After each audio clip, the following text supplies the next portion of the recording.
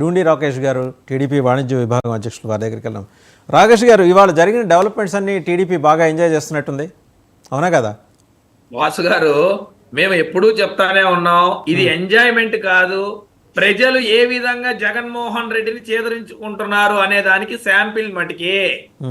ఏదైతే జగన్మోహన్ రెడ్డి చెప్పే మాటలకి చేసే పనులకి అసలు సంబంధమే ఉండదు. ఎప్పుడు జగన్మోహన్ రెడ్డి గారు ఒకటి చెప్తారు, ఇంకోటి చేస్తారు. దానికి నిదర్శనం కనుక ఇవాళ మనం మీటింగ్ లో చూస్తే కుట్రలు ఎక్కువ జరుగుతాయి, కుతంత్రాలు ఎక్కువ జరుగుతాయి, కుటుంబాలను అడ్డగోలుగా చీల్చే కార్యక్రమాలు కూడా జరుగుతాయి. చూసారా, జగన్మోహన్ రెడ్డి గారు ఏం చెప్పారంటే కుటుంబాల్ని అడ్డంగా చీలుస్తారంట. ఎవరు చీల్చడం మొదలు పెట్టింది? వాళ్ళ బాబాయ్ తల మీద ఏటు పడి చెల్లెల్ని దూరం పెట్టింది ఎవరు? తల్లిని చెల్లిని ఒక పార్టీగా విడిగా పంపించి మీకే కష్టం వచ్చినా సంబంధం లేదు నాకని చెప్పిన వ్యక్తి ఎవరు? జోషుల్ నెహ్రూ గారిని వాళ్ళ తమ్ముడికి ఉసిగొల్పి వాళ్ళ తమ్ముడికి టికెట్ ఇప్పించి వ్యతిరేకంగా పోటీ చేసిన వ్యక్తి ఎవరు? చిన్నరాజప్ప గారి కుటుంబాన్ని డివైడ్ చేసింది ఎవరు? అయ్యన్న పాత్రుడు గారి కుటుంబాన్ని డివైడ్ చేసింది ఎవరు? ఇలా చెప్పుకుంటా పోతే Jaganmohan Reddy divide and rule కి బ్రాండ్ అంబాసిడర్. ఈ రోజు అతను మాట్లాడతాడు, పెన్షన్ ఇస్తుంది మేమే అంటాడు. కానీ నేను నిన్న కూడా చెప్పా, మొన్న కూడా చెప్పా, ప్రెస్ మీట్ లో కూడా చెప్పాం, పెన్షన్ తీసుకునే ప్రతి ఒక్క చాలా క్లియర్ గా లెక్కలేసుకుంటున్నారు. చినరాజప్ప గారి కుటుంబంలో చీలిక వస్తే, ఊళ్ళో చీలికలు వస్తే మాత్రం దాని జగన్ గారి కారణం అంటారు. అవునా కాదు చెప్పమనండి. వాళ్ళు ఎక్కడున్నారు? చీలికొచ్చి ఈ రోజు వైసీపీ పార్టీలో మాత్రం జగన్మోహన్ రెడ్డి గారు తెచ్చారంటారు. చినరాజప్ప గారి కుటుంబంలో చీలిక వస్తే దాని జగన్మోహన్ రెడ్డి గారు, ఇంట్లో చీలికలు వస్తే దాని జగన్మోహన్ రెడ్డి గారి కారణం. ఏం మాట్లాడుతున్నారు అసలు మీరు? అసలు మొత్తం అందరికీ అప్పైనట్టుంది. మీ దగ్గర ఉన్న సిద్ధాంతాలు ఏంటి? విషయాల కారణాలు నేను అడుగుతానా? మీకంటూ ఈ పార్టీకి ఒక సిద్ధాంతం ఉంది, ఈ పార్టీకి ఒక పేరు ఉందా? ఎవడో తమ రాజకీయ క్షేత్రం ఎన్నుకునే హక్కు ఉంది, పరిధిలో పనిచేసుకునే హక్కు ఉంది. నా కుటుంబం ఒకే పార్టీలో ఉండాలని నేను లేదు. రాజ్యాంగం కల్పించిన హక్కు అది. పార్టీ నచ్చట్లు పర్ఫామ్ చేస్తాను అట్లా అని అనిపించచ్చు. అంతేగాని కుటుంబం చీలిపోయింది ఏంటంటే వాళ్ళ మీద వాళ్ళకి నమ్మకం కోల్పోయి, వాళ్ళ స్వశక్తి మీద నమ్మకం కోల్పోయి ఎవరో వస్తారు, వాళ్ళ కుటుంబంలో తగాదా జరుగుద్ది, వాళ్ళకి మనకు మద్దతు తెలుపుతారు. చేతగాని చేవ చచ్చిపోయిన తెలుగుదేశం పార్టీ చేస్తున్న అక్కడేమీ లేదు. వాళ్ళు ఎవరో వస్తారు, వేరే వాళ్ళ కుటుంబంలో తగాదాలు ఉంటాయి, కలికాసుకునే తత్వం తప్పితే నిజంగా రాజకీయ క్షేత్రంలో మన పోరాడదామని దమ్ము ధైర్యం ఏమీ లేక ఇలా కుటుంబంలో ఈ రచ్చబండ పంచాయతీ నడిపిన అరుగుల మీద, ఇంటికట్ల మీద, అరుగుల మీద ముసలి వాళ్ళకి ఏమి చోసక వాళ్ళ గురించి వీళ్ళ గురించి మాట్లాడుకుంటారు అరుగుల మీద. విజయసాయి రెడ్డి గారి కుటుంబమా, షర్మిలమ్మ బయటికి వెళ్తా ఉంటే అది రచ్చబండి దగ్గర జరుగుతున్న గోల్ మాకు సంబంధం లేదని చెప్పొచ్చు కదా. నారా రామమూర్తి నాయుడు చంద్రబాబు నాయుడు మీద పోటీ చేస్తా అన్నాడు. ఎందుకు టీవీలు పగులుతా ఉంటాయి? ఎందుకంత భయపడుతున్నారు చెప్పండి. ఎందుకంత భయం వస్తుంది మనకి?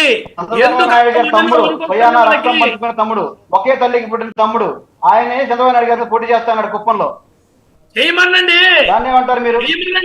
మేము వద్దన్నామా?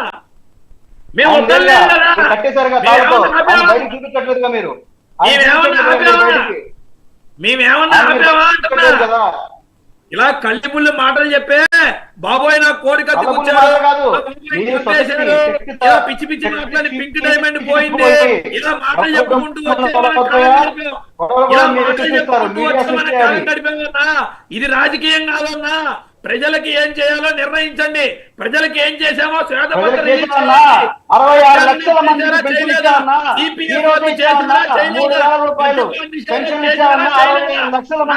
కట్టారా? 17 మెడికల్ కాలేజ్ కట్టామన్నా, మీ జీవితంలో కట్టలేకపోయారన్నా, కనీసం చదవలేకపోయారన్నా, ప్రజాక్షేత్రంలో కనీసం మీ బతుకి ఒక్కటంటే ఒక్క మెడికల్ కాలేజ్ కట్టి పాపాన్ని పోలేదన్నా మీరు. ఇంకా మాట్లాడుతున్నారు మీరు. ఎందుకు ఈ కళ్ళబల్లి మాటలు? కనిపించట్లేదా మీకు? 5 మెడికల్ కాలేజ్ ప్రారంభమైన కనిపించట్లేదా? చెప్పండి పిల్లలు ఎడ్యుకేషన్ తీసుకున్నారన్నా? చెప్పండి. అడిగిందే చెప్తున్నానన్నా. మీరు శక్తి కోల్పోయి ఎవరిలో గొడవ అయితే వాళ్ళు వచ్చి మాకు మద్దతు తెలుపుతారనే సవాళ్ళ మీద తల్లిగాచుకునే ఆలోచనలు ఉన్నారు తప్పితే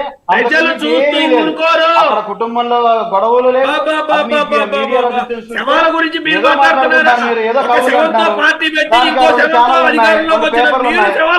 వచ్చినంత రాస్తూ ఉంటారు, గొడవలు పడ్డారంట,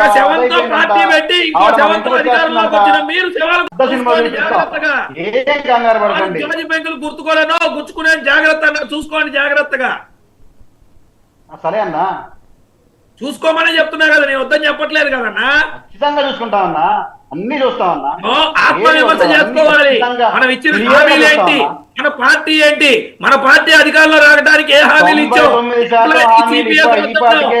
అమరావతి కట్టి తీరుతామన్నాం,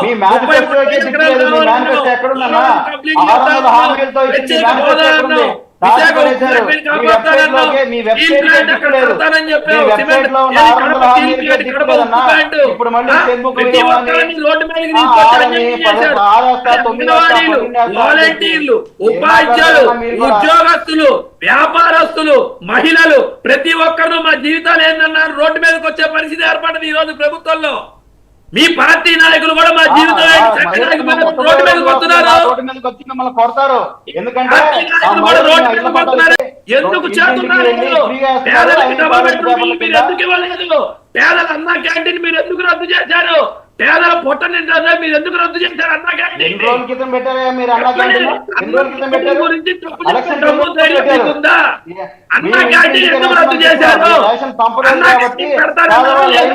మీ అన్న క్యాంటీన్ అన్న క్యాంటీన్ ఎంతెంత ₹5 భోజనం ఎందుకు రద్దు చేశారు? ఎంతెంత వసూలు చేశారో, గవర్నమెంట్ ఖజానాకి ఎంత గండి కట్టారు.